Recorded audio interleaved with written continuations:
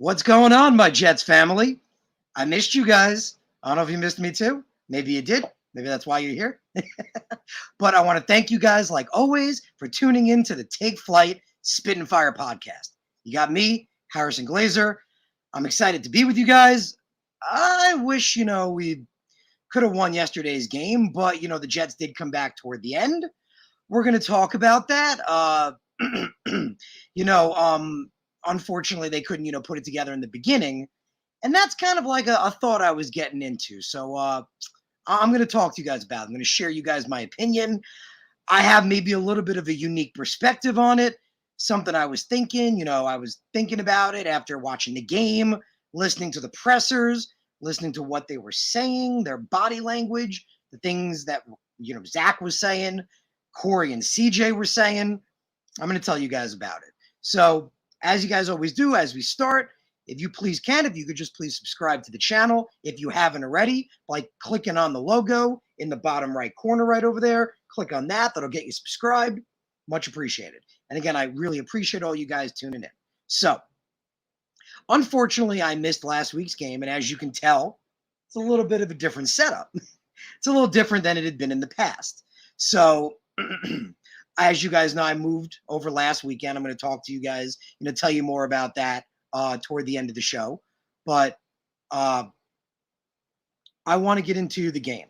So the first game, last week's game, the game against the Titans, I wound up missing.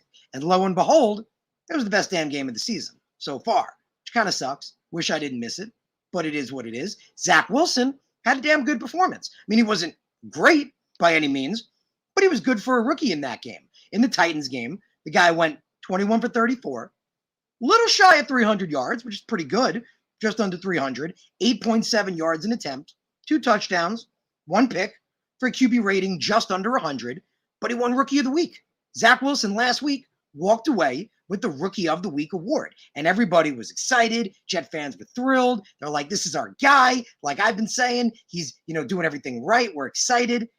This last week, it didn't look good. It didn't look good at all. And what was interesting and surprising, as you guys know, in prior weeks, again, I missed last week's game, so I watched a lot of highlights, but, I can't speak 100% on it. But the games before that, you guys remember I've been saying the offensive line hadn't looked good. The left side, surprisingly, has looked good. I mean, Mekhi Becton's been out, which is our franchise left tackle, guy that should have been a Pro Bowl in his rookie season, in my opinion.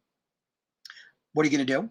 But see you guys coming in. Appreciate you guys. Thank you for being here. But George Fant kicks over to left tackle, and he's been pretty good. He struggled. I think it was week 2. Yeah, he struggled week 2 when he kicked over to left tackle. And to be expected, he even said in his interview that, it was a little bit of an adjustment period, getting used to, footwork and handwork just being opposite of what he was used to.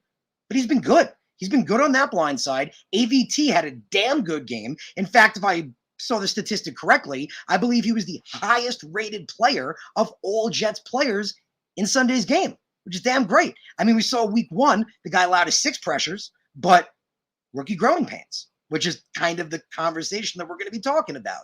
So offensive linemen, guys like Elijah Moore, it's a little different. When you're a quarterback, all the weight's on your shoulders. Everything's on you.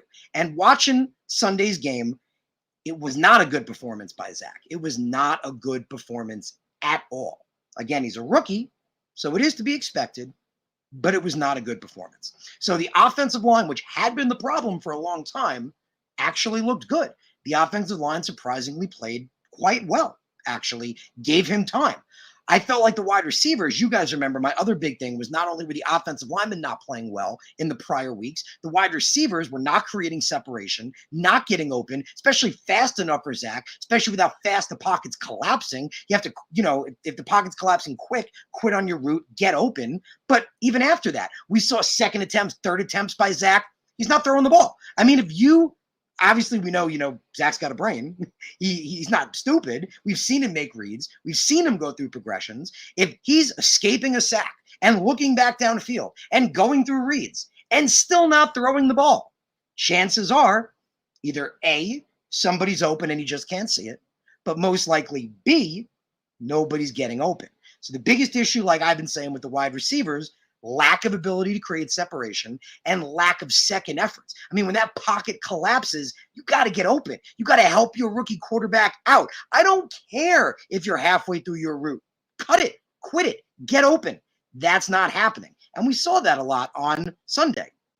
We saw, I remember one play specifically toward the end of the game. He escapes the pocket, eludes. It was right at the end, as you guys remember. That play was trying to make something happen where, as I tweeted out during the game, the defense needed to make a stop there. That was it. I mean, the defense was not good. Let's be honest. I mean, they had a couple of good plays, but they weren't good overall. The Falcons were all over them. I see Zach here. What's up, my brother? I'm glad to be back, man. I'm glad to be back with you guys. I love my Jets family. I appreciate all you guys. Appreciate everyone tuning in. Thank you for being here. Toward the end, like I said, I'll talk to you guys about my move and my hectic situation that I do have going on right now. But back to the Jets. What's good, my brother? Appreciate all you guys. Bring your comments. As we do. I'm gonna throw them up. We're gonna talk about stuff. Please, any questions, any opinions you got, bring them. But the offensive line in Sunday's game in London was surprisingly good. The wide receivers really weren't, but Zach was bad. Zach was legitimately missing easy throws. And I saw a lot of people on Twitter. I'm assuming, somebody big made this statement and everyone kind of just started repeating it because it kind of seemed to be the same thing.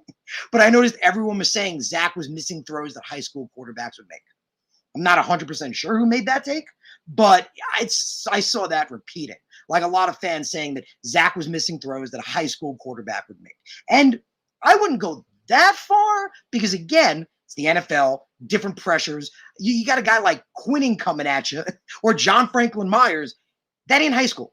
That is not high school in any way, shape, or form. But he was missing easy throws, checkdowns, off target, lateral throws, overthrown too high where the receiver has to make the play, which doesn't work on a lateral throw. It needs to be something quick so then the receiver can use his agility and abilities to get open. That was not the case. We also saw him miss a couple of easy reads. I felt on, I pointed that out on Twitter, I felt on that lateral throw to Jamison Crowder, believe it was the third or fourth quarter, it was in the second half, when they showed the replay, I saw Keelan Cole open. I mean, in the replay they showed, from my angle, it looked like Keelan was open. Keelan ran out, ran a quick hitch. He was there. He was open in the flat about 5 yards out. But Zach threw a lateral to Jamison Crowder that, as we know, didn't work out. The ball got there. It was too high. Jamison had to jump for it, or it was either too high or too low. Either way, Jamison had to work for the ball, which didn't allow him to be able to move fast enough. And he got murdered. He got lit up by the defender, and that was that. But Zach missed a lot of easy throws. But like we just said, last week, he was rookie of the week. He was rookie of the week last week. Looking good from the again, I unfortunately missed the game, but from the replays I saw, he was looking good. The throws were good. That pass to Corey Davis, I'm going to give you guys the statistic right now because it was actually really damn impressive. So I'm going to bring this up for you guys quick. I had a second ago, but I believe I closed the tab by accident. But I got it right here. So in the fourth quarter of last week's game, not this Sunday, but the Titans game, that deep fourth quarter bomb to Corey Davis, it traveled 56.8 air yards. And what that means is, not from where it was, not from the launching point, but the ball in the air. The ball was in the air for about 57 yards. That was the longest completion by a Jets quarterback since 2017. So people were excited last week. Remember, Zach wins Rookie of the Week. Everyone loves it. This is the guy. He's going to do it. This week, it was bad.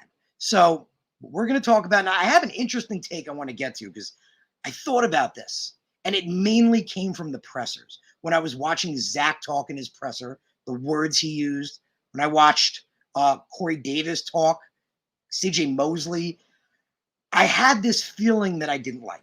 A feeling I didn't like, and it made me think of something that, as you guys might have saw, it's kind of in the title, freaked me out a little bit. I thought of something that hopefully isn't the case, and I hope I'm way off base, but I'm nervous about it. So I'm going to bring that up. I am going to bring that up.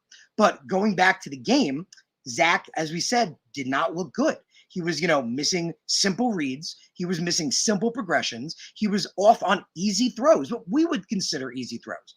Again, people, comparing it to high school and college with guys like, these kind of edge rushers, the caliber of players you see in the NFL, you can't really make that assessment. I mean, if you're on the field, totally different situation. Totally different. But for the first time, and again, I missed the Titans game, but for the first time that I've seen, the offensive line looked good. The offensive line was legit holding their own, keeping Zach pretty safe. Wasn't great, but it was good. As you guys remember, I think it was week 3 where I said they were playing a lot better, but I wouldn't call them good yet. I would say good. I would say they played good on Sunday. They opened some decent running holes. Could have been better, but they opened some decent running holes and they kept Zach safe. Again, could have been better, but it was good. The wide receivers, on the other hand, not so much. So as we said with Zach, missed easy reads, missed easy throws. We see people on, Twitter, social media freaking out. We messed up again. The guy's a bust. It's over. It's like last week didn't happen. It's like, I missed the Titans game, so for me, it unfortunately didn't happen. But for everyone else, it did. You guys saw it. You watched that game. You saw him play well. You saw him succeed. You saw him play well and keep them in the game, and eventually the field goal to win the game. And if we go back to this Falcon game, looking at, if I bring it up here quick, where are we? Hold on. The play-by-play going into the scoring drive, the Jets were down 20-3 at the end of the half. They came back and scored 14 unanswered points with this rookie quarterback, with a rookie OC and a rookie head coach. They scored 14 unanswered points to bring them back into the game. Now it's a 2017 game. You remember I said it, we got a game now, boys. The defense needed to hold. The defense was not good all game, and again, they're playing Matt Ryan, which this kind of pissed me off. I don't know if you guys noticed this. They were comparing Zach Wilson to Matt Ryan. That made me nuts. I was like, wait a minute. Hold on. Wait a minute. Matt Ryan in that game surpassed Eli to become the 8th most passing yards in NFL history. Matt Ryan is like I don't have the number exactly in front of me. He's like a 13-year veteran. How are you comparing them? I wanted to smack the announcer in the face. Like, how are you comparing Zach to Matt and the throws Matt's making and the decisions Matt's making?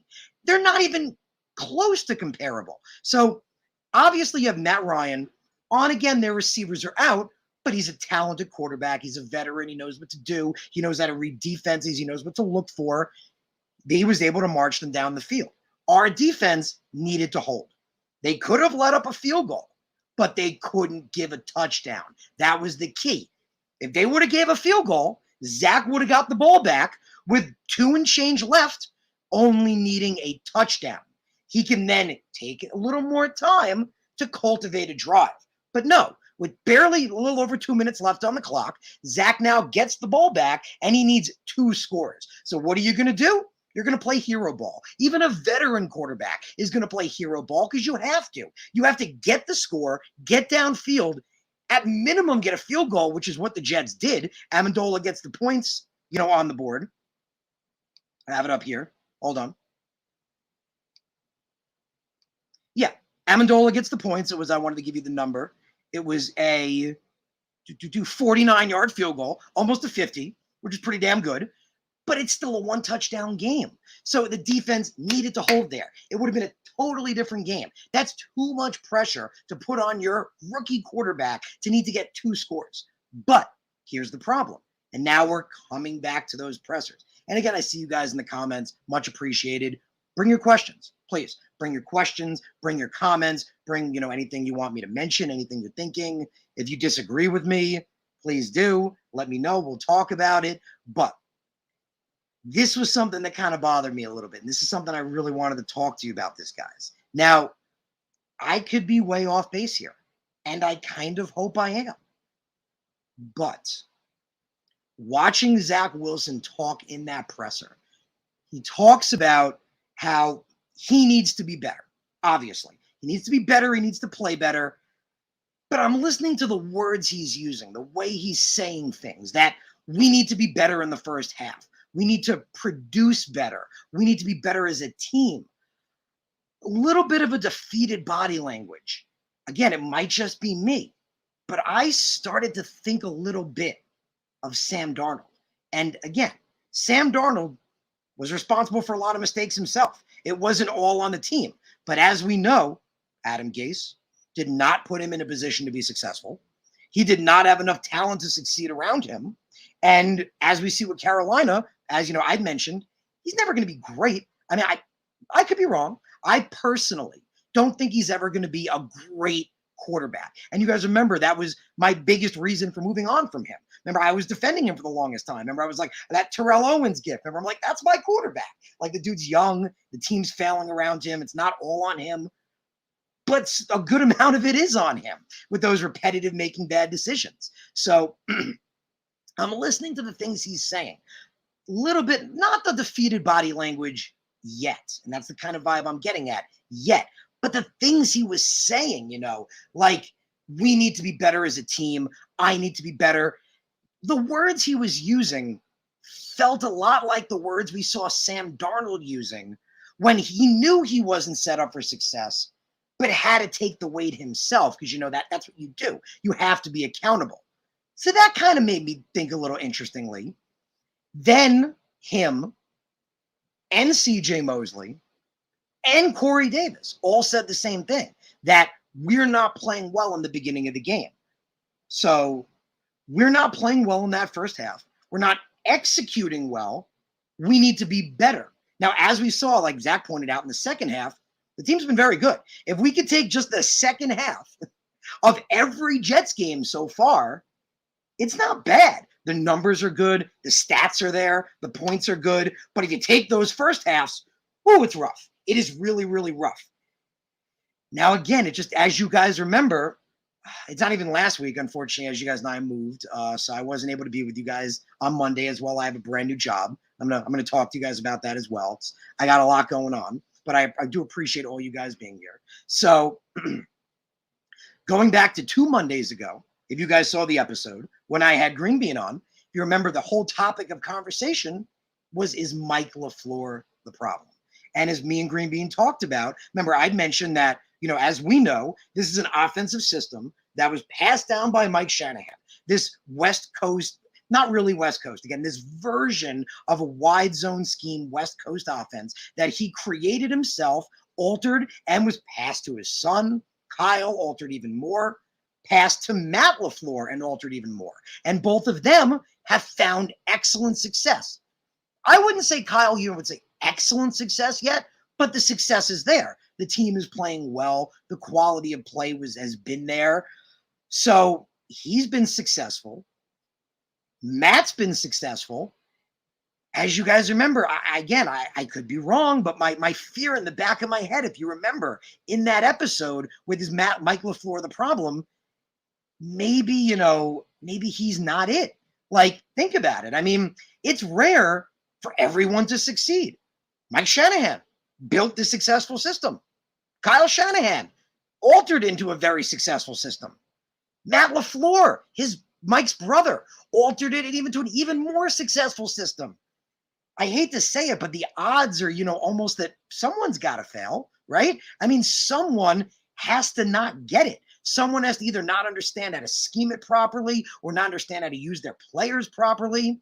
But as we all know, the biggest issue, as we had with Adam Gase, was that they were not using their players to their strengths, not scheming well, not calling good plays, and not setting their quarterback up to be successful in the ways that he is successful and can be a good quarterback. Because everyone's different. I'm different than you. You guys are different than me. We're all different from each other. Everyone's got different things they do well and don't do well. That's the whole point of the scheming, to use them to their strengths and personify them. It doesn't, again, if you have Zach Wilson, a quarterback that was never a problem before. I mean, we saw it on Sunday. He's missing easy throws, easy reads, easy progressions, easy checkdowns. It just makes me wonder, thinking back to, again, 2 weeks ago, is that maybe it? And again, please, if I'm off base, please tell me. Please tell me. If you guys want in the comments, please tell me you're off base. That's not even true. Harrison, you're out of control. You're out of your mind. Please tell me. But this is a fear I'm having. And again, after watching these pressers, I think back, remember what Sam would say? Sam would say, we're not executing like we should be. The responsibility's on me. I'm not playing where I should be. Or we're doing better here and not there. It felt too eerily similar. It just felt way too eerily similar because we weren't getting that. We weren't getting that in the beginning from Zach. None of the pressers were we hearing those kind of things. But now we are. And it scares me a little bit. Now going to CJ Mosley. I talked about that defeated look. He had it. Watch that presser. CJ Mosley looked like a man that had just been smacked around because the Jets had just been smacked around. Corey Davis had his hood on. Man, he looked depressed. Corey Davis looked like somebody close to him had just passed. That's honestly what Corey Davis looked like. He looked massively depressed. And that's what scares me. Are our players feeling like they're not being used properly? Is our quarterback not being set up for success? Is he not being put in positions where he can be successful, where he can do what he does best? Because you guys remember we talked about it in BYU when he was with BYU. What I loved about him the most was his ability to improvise, his ability to make those great deep throws, to make decisions. Again, speculating because I'm not there, but is Mike LaFleur taking the decisions out of it? Is he totally handcuffing Zach to his decisions where Mike is making those decisions and Zach doesn't feel comfortable with them? I honestly don't know. But again, I had this really bad feeling watching those pressers, thinking back to, as you guys know, I reported all last year on the pressers, watched the things Sam Darnold said, the way he carried himself. Again, basically saying there's a problem with this system and this team without saying it. Well, I hate to say it, that was kind of the vibe I got. That was kind of the vibe. And again, go back and watch Zach's presser. I felt like if you watch that and you watch one you saw with Sam, the things they said, the words they used, it felt too eerily similar. And like we just talked about, we haven't seen Zach looking like this before. We haven't seen Zach missing easy throws, check downs, 2-yard hitches to a running back. That's not things we've seen from him before. So I'm worried, guys. I'm really, really worried that are we, like I talked about, remember 2 weeks ago with, is Mike LaFleur the problem? If you think about it, again, remember Green Bean agreed, it could be 2 out of 3. Matt has been massively successful. Kyle has altered it well.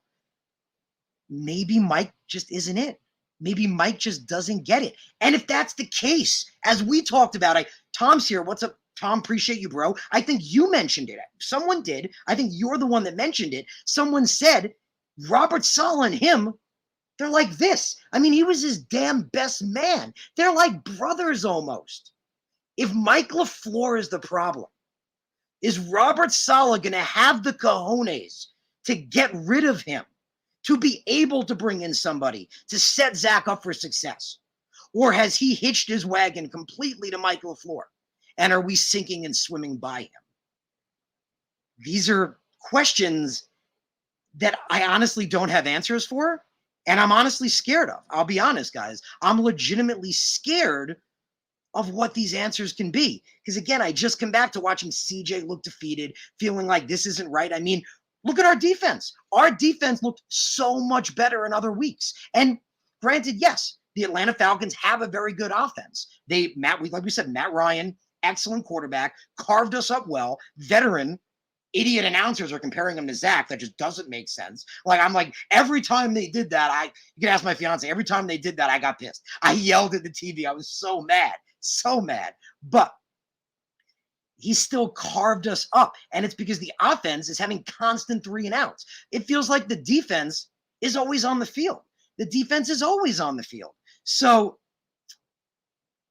I just don't know, guys. That's my thing. And let's see, Tom's here. Let's see what he says. He's got, what's up, Harrison? Appreciate you, brother. Appreciate all you guys here. Appreciate everyone that's tuning in. And again, guys, bring your comments. Tell me if you disagree. Let me know. Tell me you think I'm off base. Please tell me. We can talk about it.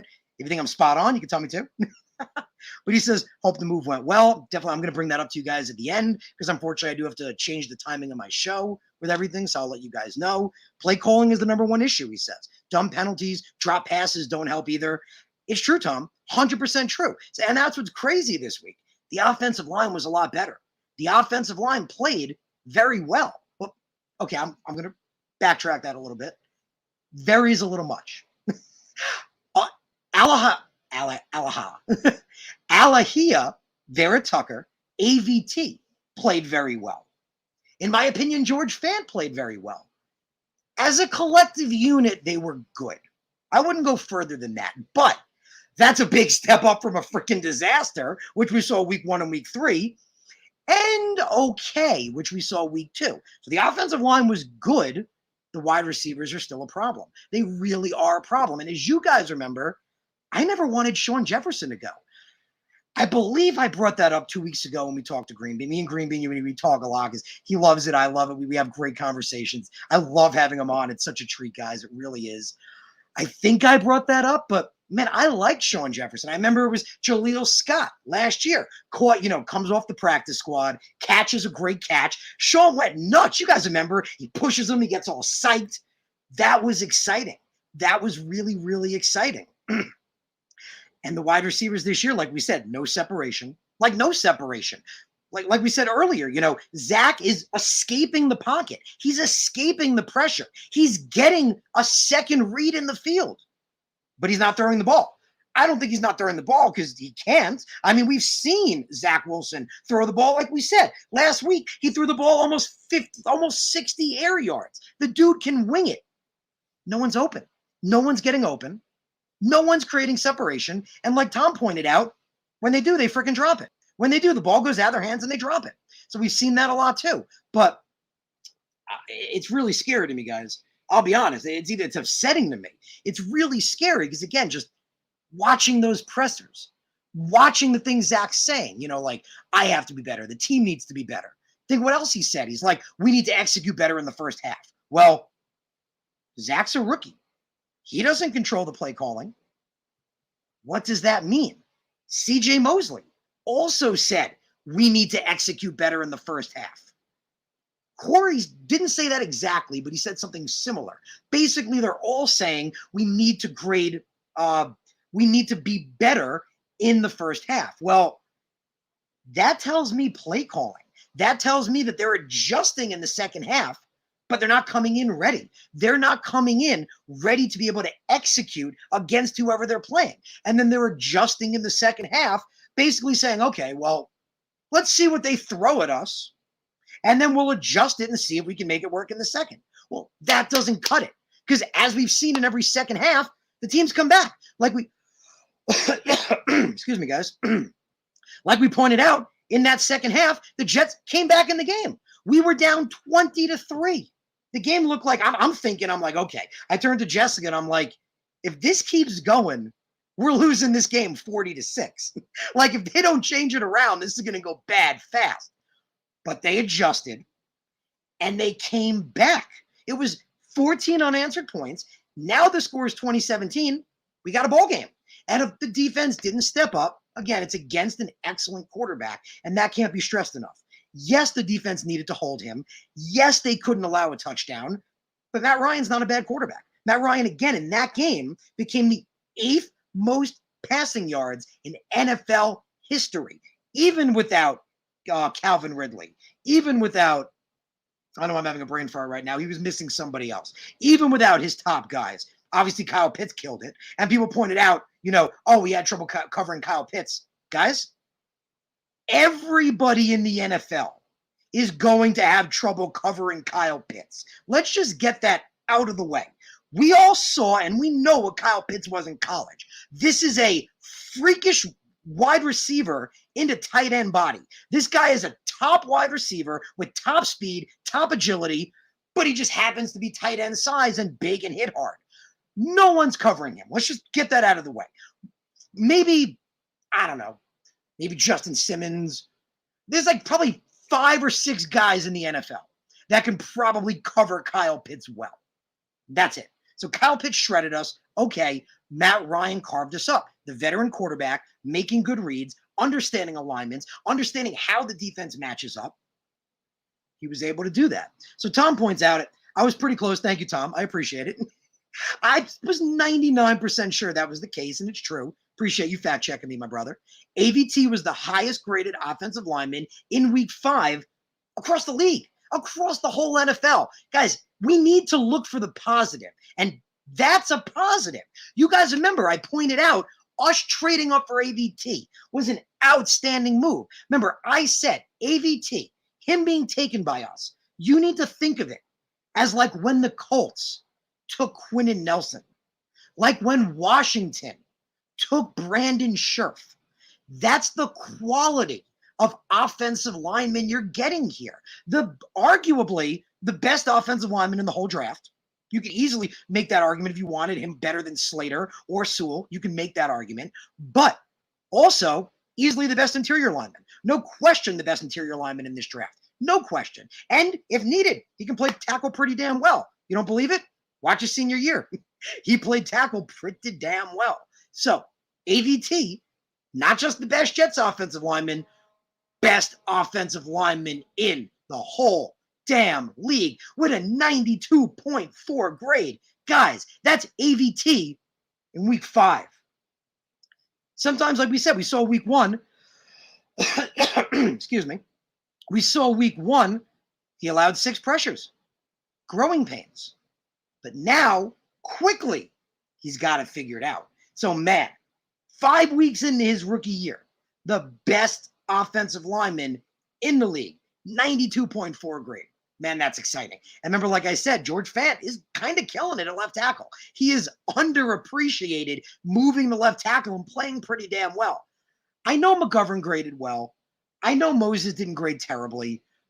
Greg Van Roten is a train wreck. We're not even going to talk about him. I agree with a lot of other fans that said Greg Van Roten should have been left in London. The Jets should have lied to him, told him that the plane was leaving an hour later than it was, and left his ass in London.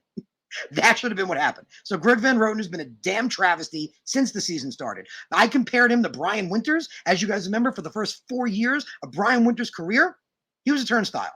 Absolute turnstile. And that's what Greg Van Roten has been this year. I remember I pointed out on that Michael Carter run. The second Carter got the ball, it was like Van Roten wasn't even there. That defender just went right through him.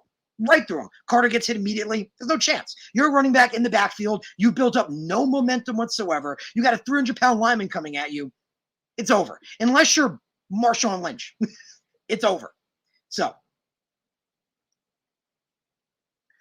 Robert, makes an interesting point. Shout out. Appreciate all you guys. Robert says, I never thought taking a rookie and just throwing him out there was a good idea. Just look at all the success other teams have had, like the Cardinals and the Chiefs. You need a veteran for the kid to watch.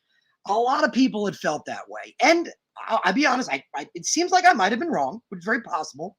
Not always right. Never always going to be right. In fact, I might be wrong more often than I'm right. It's possible. But I was not the biggest fan with a veteran quarterback. I thought, it could be a good idea, but the problem was I didn't like who was available. Like, don't get me wrong. If there's a Josh McCown available, done. If there's a Ryan Fitzpatrick available, done. Bring him on. But Nick Foles, I'm trying to remember who else the other options were off the top of my head. Brian Hoyer. Well, actually, Brian Hoyer wouldn't have been a bad option because that's how I looked at it. I'm like, if we're bringing in a veteran guy, I want a guy that's smart, good football IQ, knows what to look for, can help Zach spot things. Call me crazy, but that ain't Nick Foles. Remember, it's just like with Joe Flacco. Flacco ain't helping anybody. I said that last year when the season started. I was like, if you think Joe Flacco's coming in here to do what Josh McCown did for Sam Darnold, you're out of your mind. Flacco ain't doing that. Flacco's standing on the sideline, praying that Sam screws up, hoping he gets his opportunity, which is exactly what happened. So my personal opinion, I don't think Foles is that great a quarterback anyway. He got his chance with the Rams years ago and blew it royally. I think with the Eagles, it was an excellent system option. They, again, put him in positions to succeed, accentuated his strengths, didn't give him more than he could handle, and he had a talented team around him and also a good defense. He had an excellent defense as well. So I think all that contributed to it. I didn't see Nick Foles as a mentor. I'm like, Nick Foles is not the guy I want in my rookie quarterback's ear. In fact, I think he can help him develop bad habits, in my opinion. So again, Robert, nothing against that opinion, but to me, it was like who was available, Like if someone like a Hoyer, if we had brought in Hoyer, I wouldn't have minded that because Hoyer sat behind Tom Brady for a long time. He learned, and as you guys know, it makes me sick to say it, but Tom Brady is one of the GOATs. He's one of the best. Sitting behind him, Hoyer learned a lot. That would have been a good option. So I was indifferent just because of who was available.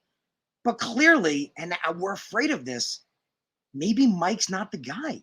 I mean, maybe Mike is not putting Zach in the right positions to succeed, not using him to his strengths, not allowing him to gauge the field properly in a way that he can.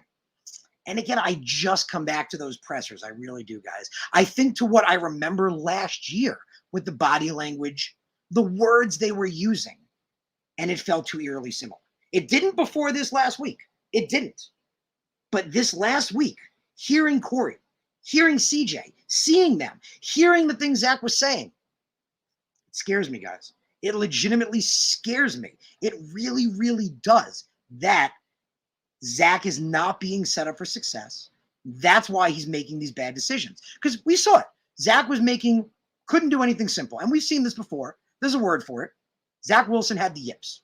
You guys have heard of it before. It was clear in that game that Zach Wilson had the yips. He was too in his own head because he couldn't get certain things done. And because of that, everything fell to shit. His mechanics, his decision-making, even short throws. And you guys know that in case, I guarantee all of you guys have heard of it before. But in case you don't know what the yips are, the yips are when, you get the yips are when you can't do something that you usually can do. And you get so in your own head that all of a sudden you can't do anything. You can't do any of the simple things you used to be able to do. And it just snowballs from there. That's what that felt like to me. That's 100% what that felt like to me. Zach Wilson had the yips. And if you guys remember, I tweeted out, I said, if Zach is having trouble reading this defense, understanding the progressions he's going through, that's on the coaching staff as much as it is on him. And a lot of people, I think they misunderstood that. They were thinking I meant the scheming was bad and the play calling was bad, and they pointed that out. But that's not what I meant. What I meant, and it's kind of like what Tom is saying right here, when Tom says Mike LaFleur needs to get Zach in a rhythm. That's what I meant. If your rookie quarterback literally develops the yips on the field, where he can't even make a freaking simple throw, do something. It's your job to sit with him, talk to him. Excuse me, guys. Calm him down. Tell him it's okay. Get him to do something more simple or give him something he can succeed in. Clearly, Mike LaFleur didn't do that. Clearly, he didn't do that. So when I made that comment, that was what I meant. That it was just as much on the coaching staff because you're literally watching this rookie quarterback struggle so much that he can't even do the simple things, and you ain't doing shit about it. You're doing absolutely nothing about it. Obviously, he wasn't on his own, but as you guys remember, we think back to, Sam Darnold struggling and failing, coming to the sideline and sitting on his own. That was kind of the vibe I got. Again, Zach wasn't on his own, but clearly what they were telling him wasn't helping. Clearly they weren't making an impact. They weren't helping him calm down. They weren't giving him what he needed to make the right decisions, to be able to try to come out of that. It was a snowball that just kept going. And like we saw in the second half, things got better. The team started playing better. But why is it that in every first half, this team has struggled? That can't all be on the quarterback and the players. It's got to be on the play calling too. It's got to be on the situation that they're being put in. So again, guys, I come back to that big fear. I listened to what they were saying in that presser, and I'm scared. I'm legitimately really scared that Zach Wilson is not being put in a position where he personally feels comfortable and can be successful. And it's causing him to develop these yips, make these bad mistakes, get to the point where, like we saw Sunday, he can't even make a simple throw. And that's kind of, Tom literally said the same thing like we said here, kind of like what I was saying. Mike LaFleur needs to get Zach in a rhythm. Kid has no chance if he can't. Where are the simple? Where? I agree. Get me my binoculars. Like, where are my simple slant passes? They make things too complicated when it should be simple. That's, again, and I hate to say it. I hate to say it. But I think back to next year. And that's why, if you guys saw the name of this episode, it's Is Zach Wilson Being Adam Gase? And that's what I'm coming back to. I listened to, again, those words he's using. And I felt like if I closed my eyes, I really felt like I was listening to Sam Darnold. And that scared the shit out of me. That you get I went nuts. That literally scared the hell out of me because it hadn't been the case before that. But the words he was using, the way he was speaking, the things he was saying, and then the body language of CJ and Corey, like we talked about, and them all saying, well, we're all not doing right in the first half. I'm scared, guys. I'm legitimately scared. And like we said in the beginning of the episode, if it is Mike, if it is LaFleur, him and Robert Saleh are like this. Is Robert Saleh going to have the cojones to fire his best friend and do what's right for us, what's right for this team, and what's right for Zach Wilson? Because if he can't, we're going down with a ship again. And I get so sick to even think that. I get so sick to even say that. But if the problem really is the play calling, and the problem really is the position that our quarterback is being put in, and he's struggling because of it, and nothing's changing, and they won't move on from him, the ship just sinks. The ship will just sink again. And I think you guys agree with me. I don't know if I could take it again. Because as you guys know, we said with Sam Darnold, he had the potential to be good, but never great. This quarterback, the kid we have right now, and I still believe so, from everything I've seen, I still believe that Zach Wilson has the potential to be as great as any quarterback ever. And if we fail this kid, I just don't know, guys. I honestly just don't know. I'm terrified. I'm legitimately terrified. I really am.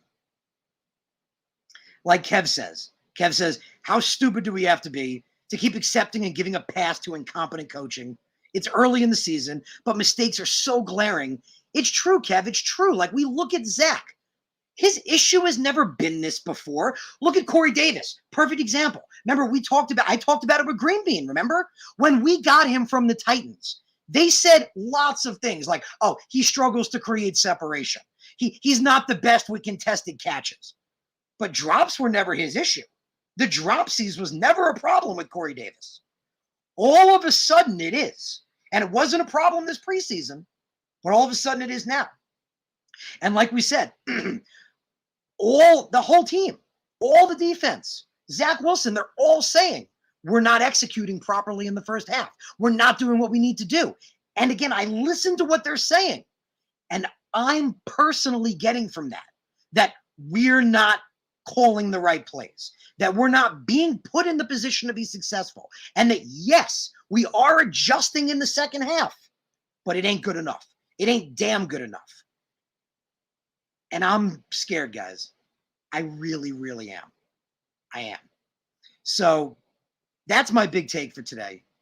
I hope you guys, I'm getting the freaking cold sweats from talking about this. I hope you guys, I hope I'm not stressing you guys out too much, but it's what I'm thinking, guys. It's legitimately what I'm thinking. Again, it's the pressers. It's really watching the players in the pressers, thinking back to last year with the things they said, when again, they weren't blaming Adam Gase outright, but the things they were saying.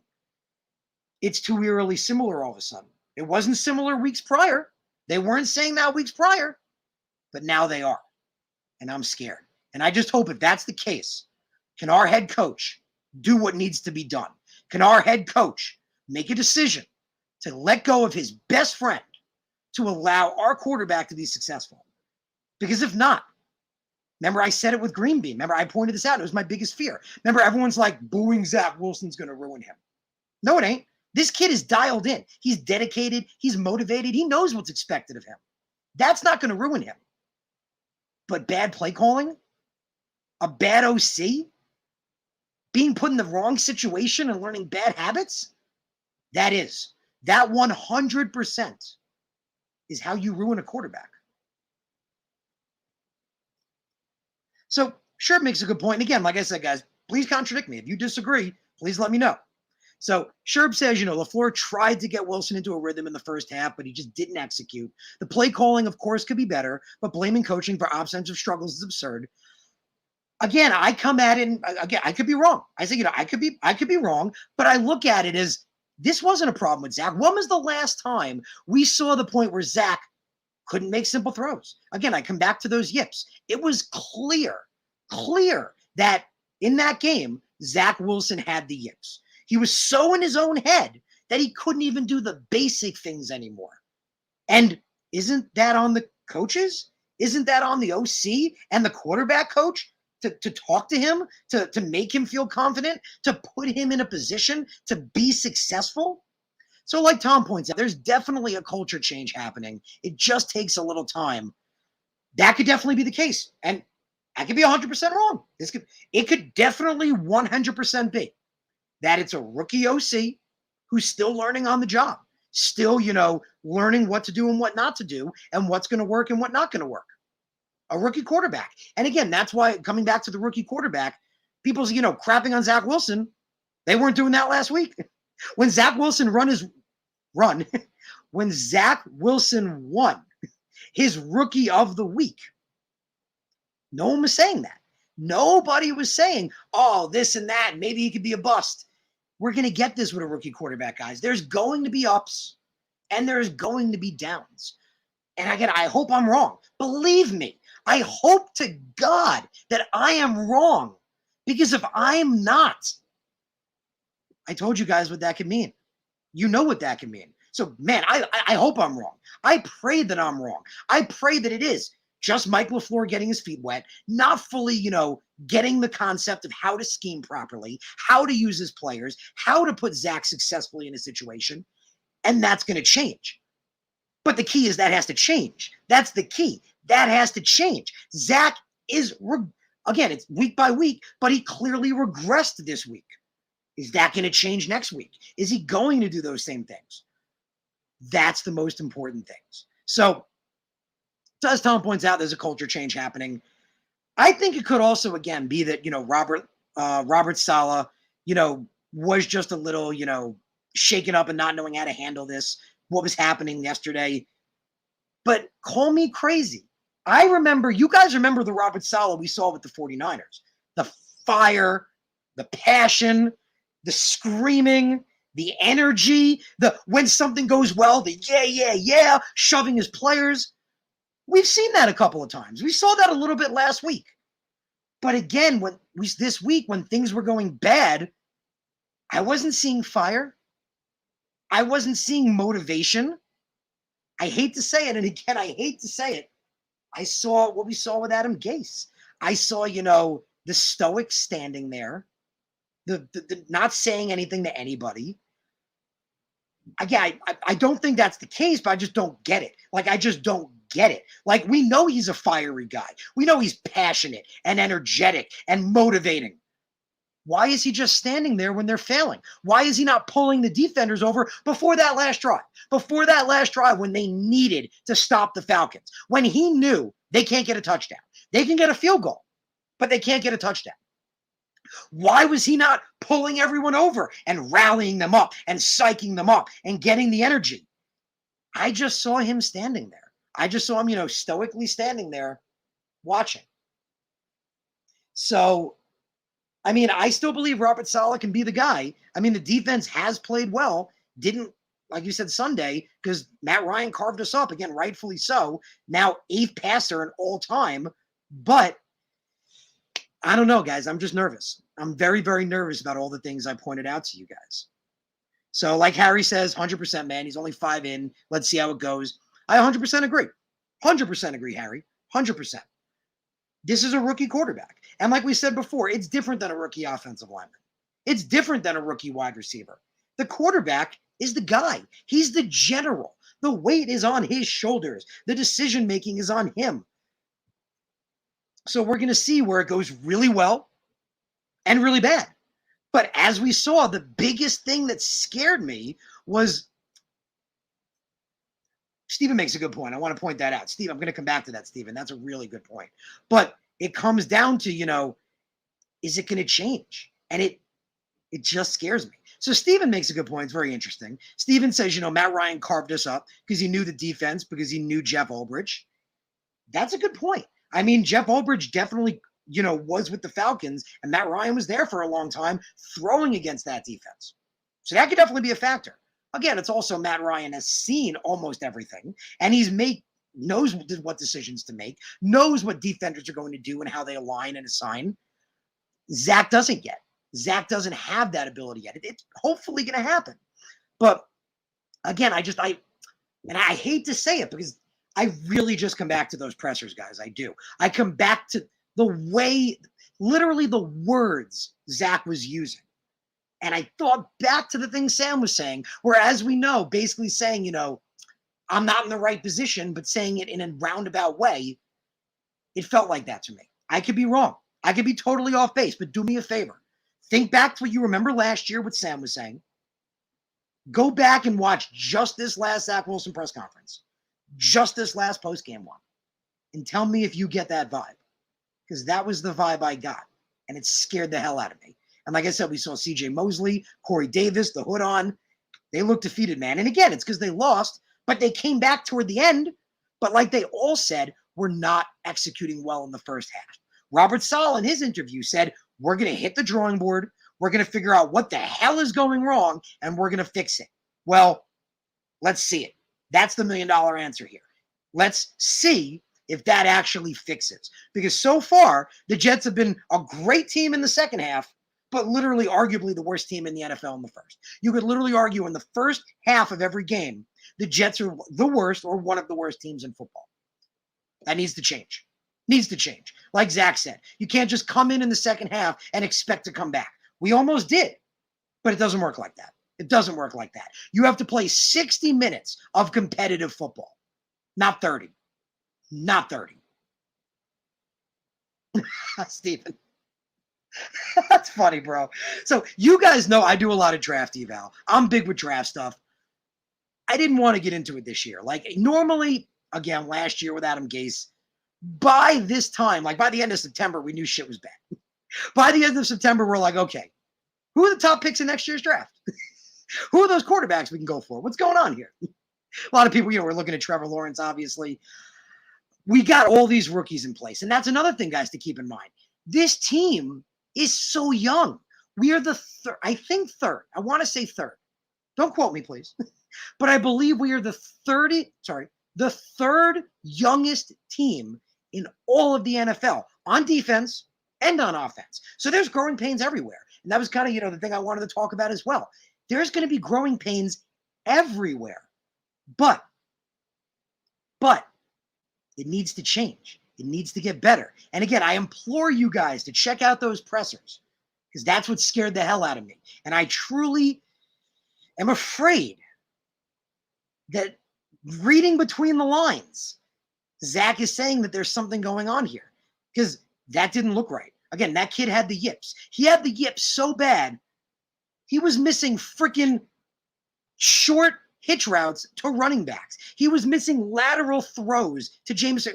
It was disgusting. It was horrible. It was terrible to watch. And for the first time ever, like we said, the offensive line looked good. The wide receivers still need to be a lot better. Wide receivers need to be a lot better and a lot more consistent. I was joking around with my fiance. So you guys remember Elijah Moore got that pass interference right before the goal line that got us the penalty. She's like, oh, he probably would have caught that, if it wasn't pass interference. I'm like, I don't know.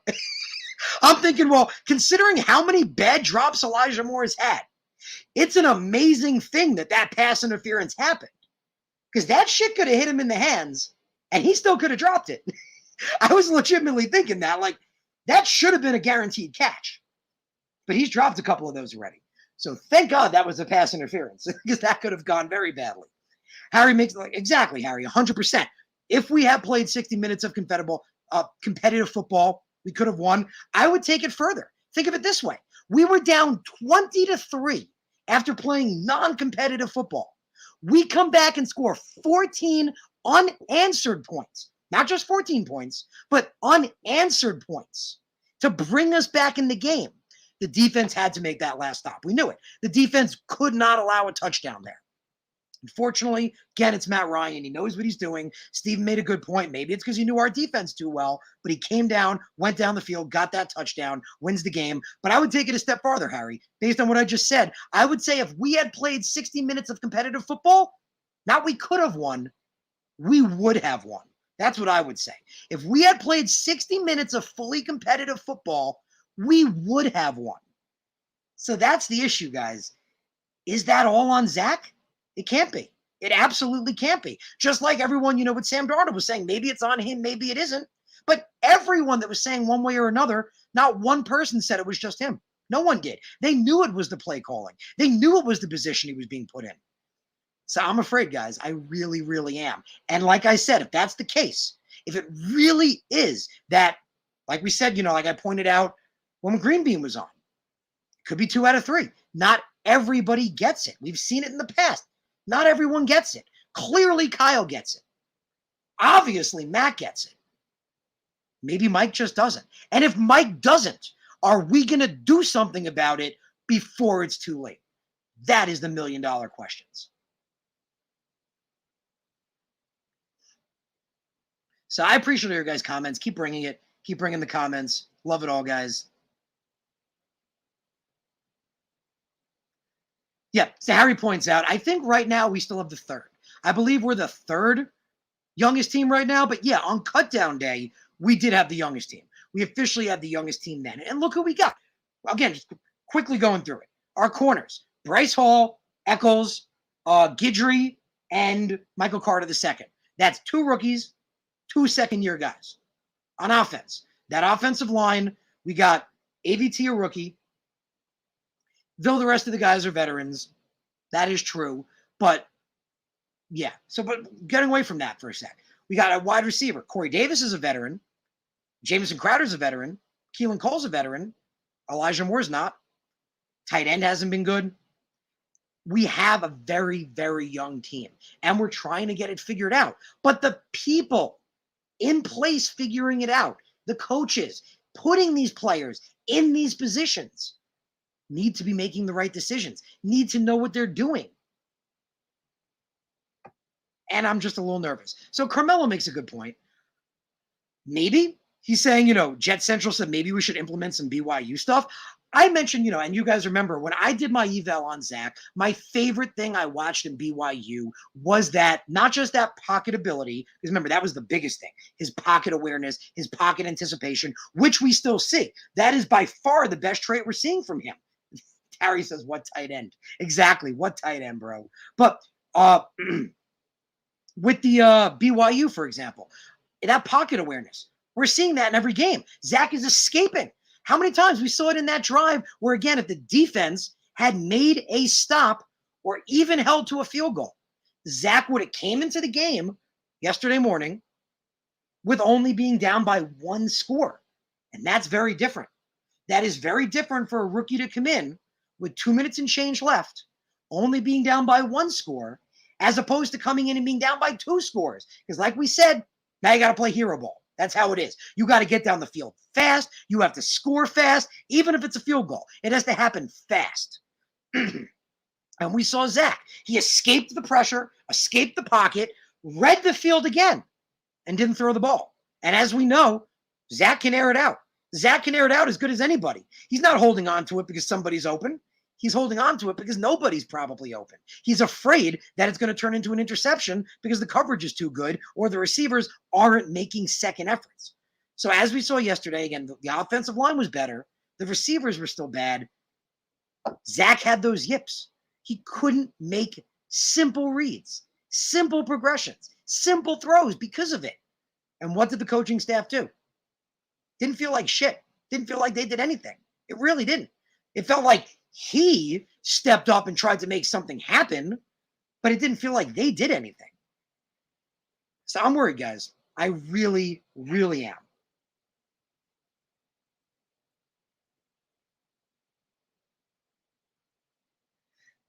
Yep. Kev points out, he says, LaFleur is not giving a rookie quarterback a chance to acclimate. And again, guys, I hope I'm wrong. I really do. I hope it's just that Mike LaFleur is new to this. He's supposed to be scheming to his players' strengths and what they do well. Maybe he's just struggling with it. Maybe he's going to figure it out. But is he going to figure it out? That's the $1 million question. That just scares the hell out of me, guys. Scares the hell out of me. And again, I tell you, go back and watch those pressers. You're going to feel way too eerily similar to the way things were said to last year. And it should scare you. So, Carmelo, I pointed it out earlier, ain't going to be many people in the world that can cover Kyle Pitts. There ain't going to be many people in this world that can do that. It's just not happening. Like I get, maybe Marcus May could have done it, but that's a tough pill to swallow. Tough pill to do. So we're about an hour in. I appreciate all you guys being here. Before we go, I do want to tell you guys a little bit about what's going on with me, because I've had a little bit going on. Actually, a lot going on. I've had a lot going on lately. So just to fill you guys in, I know I wasn't here last week. I know I wasn't active on Twitter for a good 4 or 5 days, which might have freaked you guys out, because as you guys know, I'm on Twitter all the time. I'm tweeting stuff constantly. So I bet for those 4 or 5 days, you were like, oh my God, did Harrison die or something? I'm still alive, I assure you. So last Friday we moved, and we moved further out east on Long Island. But what's interesting, though, is the move was supposed to happen Friday, Saturday. Unfortunately, we had an issue with the moving truck, and they had a reschedule on us, and they made it Sunday. So I wound up missing the game. I wound up moving through the whole day. But here's another big thing that happened, which is great. So this is a great thing for me. But again, just interesting the way everything did happen. So I actually just got a new teaching job, which is awesome. I'm super excited about it. I have a new teaching job in a school district out in Nassau County. But I used to live in Lindenhurst, which was only about 25, 30 minutes or so from where I worked. Now, and again, we closed on this. I'm now in Port Jefferson. We closed in this we closed, on renting this place before I got the new job. So like, if I'd gotten the job first, knowing I was going to be going significantly further out west, that would have changed things. But unfortunately, we'd already, got this place. We'd already signed all the paperwork. Everything was done. And then I interviewed for this job and I got it, which is great. But now I have to go from, anyone who knows Long Island, every single day I have to go from Port Jefferson to Hempstead, New York, which is an over-hour commute. And the school I'm working at has much longer days because they want to keep the kids in school, focused on learning. So the periods are actually 51 minutes. So the days are actually significantly longer. So now during the week, with my commute, I wake up at 5 a.m. and I don't get home until about 6 or 7 p.m. at night. So I have 13 to 14-hour days, 5 days through the week. So I'm going to do my best. Jem points out shit. It is what it is. And again, it's, that's how life goes sometimes. Like I'd said, appreciated Harry. Harry says, congrats on the new job. I appreciate it, man. And it's a really great job. I'm excited about it. I've been, I had tutoring jobs for a long time in the past. I worked in a school district where I worked in a tutoring capacity with a lot of kids, but I've been trying for a long time to get my own teaching position, and now I got it. I now have my own classroom where I teach Global 9 and actually a class called Model UN, which is really, really exciting. So I'm creating that whole curriculum from scratch. So that's a lot of work as well, but I do love it. But now I do have my own classroom. But like I'd mentioned, we'd moved, we'd sealed this place and gotten, the paperwork done and moved to here before I'd gotten the new job. So now I'm, like I said, working 13, 14-hour days. I'm not going to be able to bring my show to you guys on Mondays anymore. Shout out Jay, teach offense to LaFleur. I wish I could, bro. I totally wish I could. I want Mike to go talk to Matt. I want Mike to go, Matt, help me. Matt, what am I doing wrong? Save me. Show me the way. Show me the way, because it's not working. So appreciate all you guys. Appreciate the comments. But yes, so I do have much longer days now during the week. So I'm not going to be able to bring my show to you guys on Mondays anymore. Today's Columbus Day, so today I'm off, so that works. But what I'm going to start doing is I'm going to start bringing you guys my show on Sundays. So I'm going to start bringing you guys my show. Haven't set a time yet. When I do, I'll let you know. But we're going to do it as, like a weekly podcast / post-game reaction. So I'll be bringing you my shows on Sundays instead. Also, I do have some other news as well. So I do want to let you guys know that I will no longer be on the Weapons Hot podcast. As you guys may or may not have known, I was one of the hosts on that show. I will no longer be with them anymore. After, personally just thinking about it and contemplating it a little bit, I just personally no longer feel that it reflects best on the brand that I'm trying to create here. I just feel, that being on Weapons Hot wasn't really, modeling the best of what I wanted to give you guys with Take Flight Media. So I'm just letting you guys know I will no longer be on that show, but I will be here. I'll be here on my show. So I believe Camelo said he liked and subscribed. Appreciate you, brother.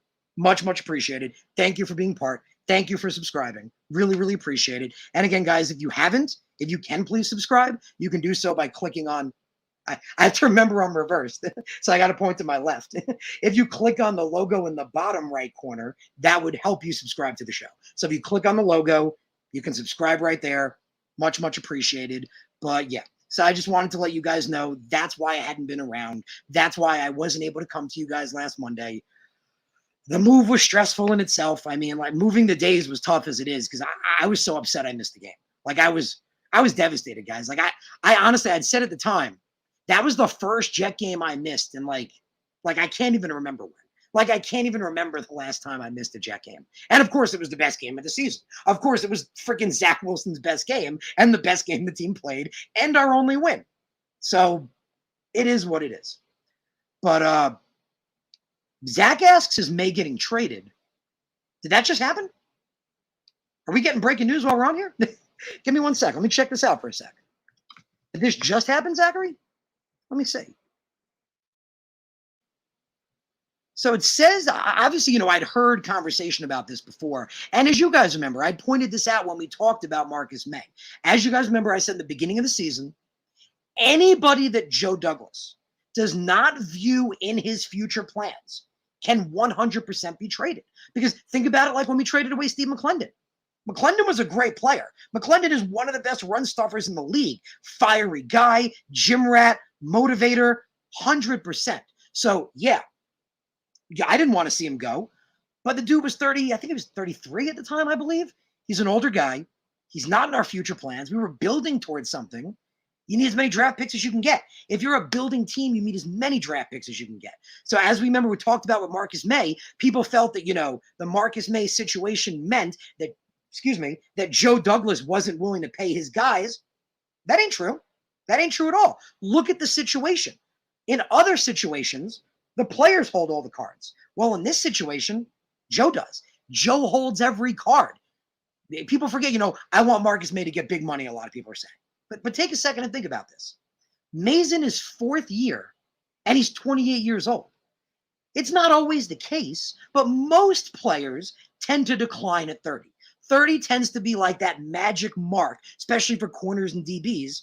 Look at Darrelle Revis, where they kind of just fall off a cliff. That's kind of what, not always, but that is kind of what happens. So he's old for a guy trying to get paid for the first time.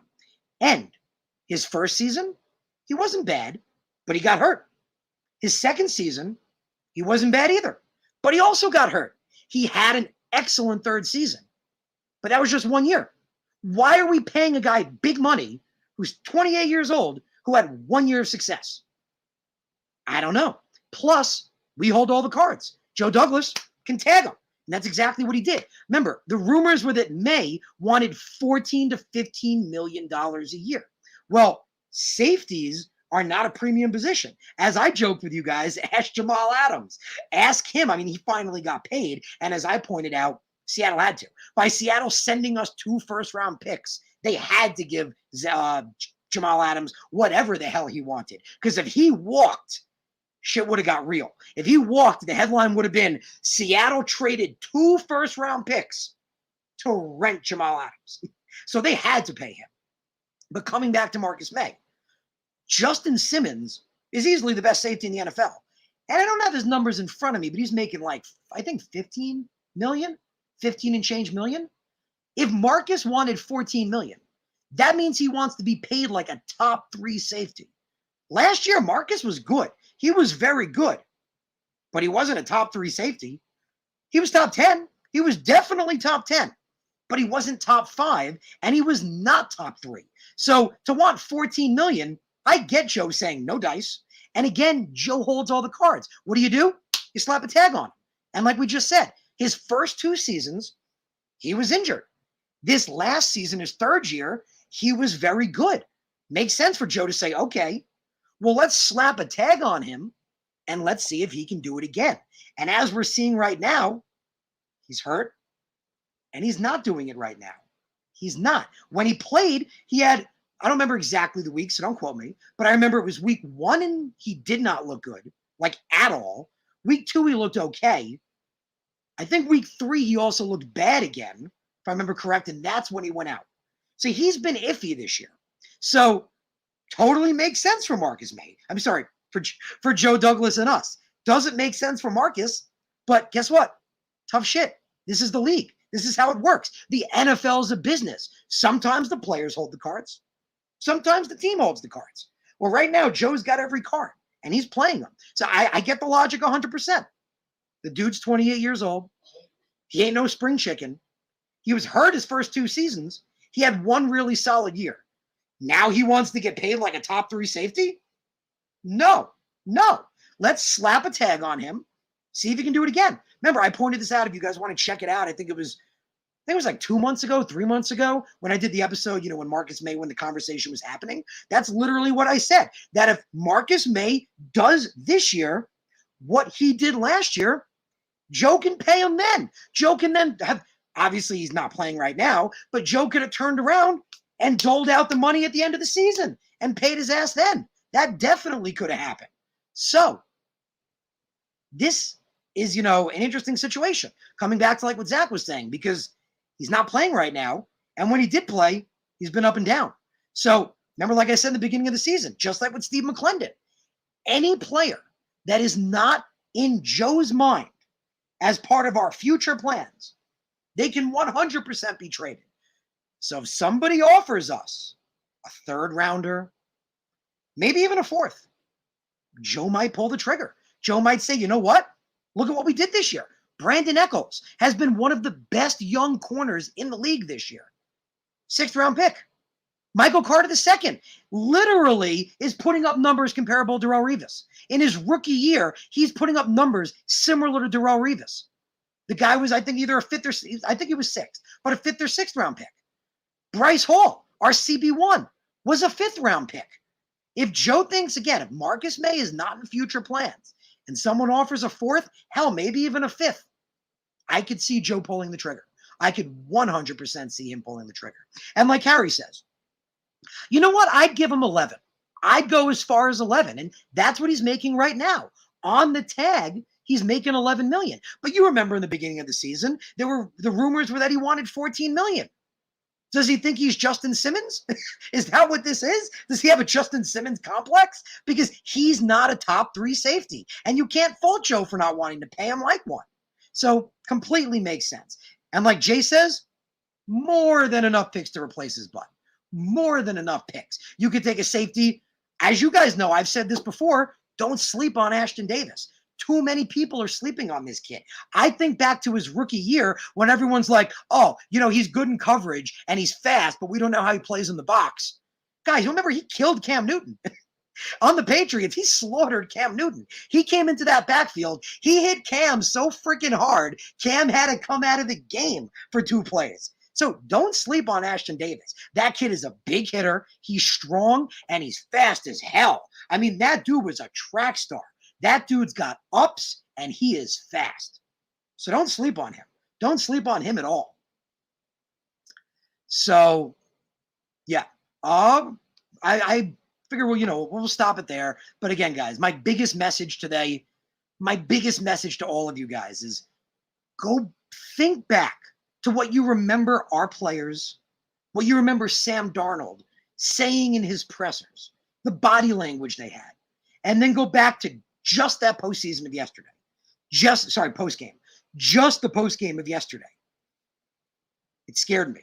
It scared me a lot. I come back to, again, them saying they're not executing in the first half. Well, why is that? So I'm very nervous. I'm very, very nervous. And again, I hope to hell I'm wrong. I pray that I am wrong. But if I'm not, Robert Saleh has to have the cojones to get rid of Mike LaFleur and bring in somebody that can help Zach succeed to the strengths and abilities he has before it's too late. So I appreciate all of you guys. I appreciate all of you tuning in. Thank you for being part of the Take Flight Spit and Fire podcast. Again, I mentioned with my new schedule, it's rough. Literally, like I said, on weekdays, I'm waking up at 5 a.m. now, going in, lesson planning in the morning, staying after to do more lesson planning. I don't get home till about 6 or 7 at night. I'm going to start bringing you guys my show on Sundays. So please keep your eyes out for that. Again, we'll do it as, a weekly podcast / post-game reaction. So again, I appreciate all you guys. I appreciate you guys staying here with me. I know I missed last week. I appreciate you being part of this. I appreciate, the support, the love. I love you guys. I love my Jets family. Thank you for tuning in. Thank you for being part of the Take Flight Spit and Fire podcast.